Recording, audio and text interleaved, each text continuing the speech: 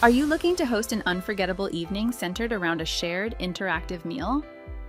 While most people immediately think of classic cheese or chocolate when they hear the word fondue, the full picture is actually far more interesting and versatile. In this video, we'll guide you through the 6 distinct types of fondue and what each one is actually good for, helping you build the exact right evening for your crowd. Welcome to Kitchen to Entertain, where effortless entertaining begins. Here, it's all about great food, fun, and flawless hosting. Before we dive in, don't forget to subscribe, like this video, and leave a comment to let us know if you want more content like this. Today, we're exploring the wonderful world of communal dining through fondue. Knowing the differences between these styles will elevate your hosting game tremendously. Let's get started. First things first, mastering the classic cheese fondue. This is the original style and remains the gold standard for opening any gathering. A classic Swiss fondue utilizes equal parts Gruyere and Emmental cheese, melted seamlessly with dry white wine and a splash of Kirsch, which is a Swiss cherry brandy. The acidity from the wine and the alcohol from the Kirsch work together chemically to prevent the cheese proteins from clumping, ensuring your mixture stays perfectly smooth. To get the technique just right, you should rub the pot with a cut clove of garlic, heat the wine first, and then add your cheese gradually while stirring in a figure 8 pattern to prevent separation. Always aim for a target temperature between 38 and 42 degrees Celsius, as going too hot turns it grainy, while too cool makes it thick like glue. As a fun bonus, the thin crust of toasted cheese that forms at the bottom of the pot is called the nun by the Swiss, and it is considered a shared prize to scrape up and enjoy at the end of the course. Second, exploring broth fondue, also known as fondue chinoise or shabu shabu style. This format replaces oil or cheese with a seasoned, simmering broth. Guests have the interactive experience of cooking their own thinly sliced proteins and vegetables directly in the liquid, which beautifully deepens in flavor as the evening progresses. You can build your broth with incredible depth by using a base of chicken or dashi stock mixed with aromatics like ginger garlic, green onion, star anise, and a splash of rice wine. It is crucial to keep the liquid at a bare simmer rather than a rolling boil, as high heat will inevitably toughen the proteins. Since thinly sliced meats cook in under a minute and leafy greens wilt in just 15 seconds, the learning curve for guests is gentle and forgiving. Be sure to serve 3 to 4 dipping sauces on the side, such as a ginger soy or a spicy chili crisp, to keep the flavor variety exciting throughout the meal. Third, the drama of hot oil fondue. Known traditionally as fondue bourguignon, this is arguably the most dramatic of the culinary formats. A pot of neutral oil like canola or sunflower is heated to 190 degrees Celsius, allowing guests to essentially deep fry their own proteins right at the table.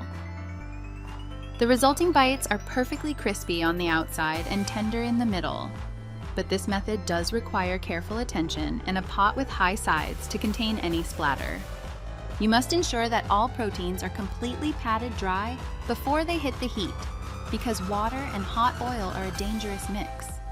Cooking times are relatively quick, with 1-inch beef cubes reaching medium doneness in about 2 to 3 minutes. Because the oil itself does not flavor the food, offering a generous spread of dipping sauces like béarnaise, chimichurri, or a sharp horseradish cream is absolutely essential to complete the meal. Fourth, indulging in chocolate fondue. This serves as the ultimate dessert course, or even the main event if you are hosting a lighter evening. Using dark chocolate with 60 to 70% cocoa yields the most balanced result, offering a treat that is sweet enough to satisfy, but complex enough to remain interesting. You will want to melt it gently using a ratio of 2 parts chocolate to 1 part heavy cream, alongside a pinch of sea salt and perhaps a splash of liqueur like Grand Marnier or Bailey's for extra flair. It is vital to keep the heat exceptionally low, as chocolate scorches easily, and a broken fondue is notoriously difficult to rescue. To make the experience even more engaging, set up a dedicated topping station next to your dipping platter with crushed toasted hazelnuts, flaked sea salt, and graham crackers, so guests can customize their finished bites. Fifth, the simplicity of savory sauce fondue. This is an incredibly underrated entry point for hosts who want a communal feel without any kitchen complexity. Instead of cooking ingredients at the table, you simply present a warm, savory dipping sauce in the pot, surrounded by fresh crudités and crusty bread. Excellent choices for this style include a rich bagna cauda made of anchovy, garlic, and butter, a vibrant romesco, or a classic warm queso. There is no active cooking required, no heat management to worry about, and absolutely no timing to coordinate. This format works flawlessly as a cocktail hour opener before transitioning to a larger main course.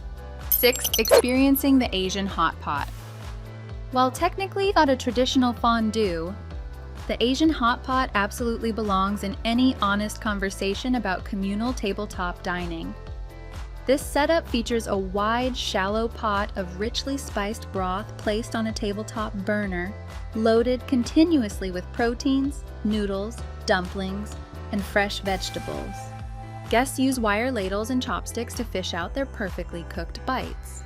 And many modern hot pot setups even divide the broth into spicy and mild sections to accommodate everyone's heat tolerance. By design, this is a leisurely, extended meal that encourages deep connection. In Chinese dining culture, a hot pot session easily lasts 2 to 3 hours, and that relaxed, conversational pace is exactly the point of the gathering.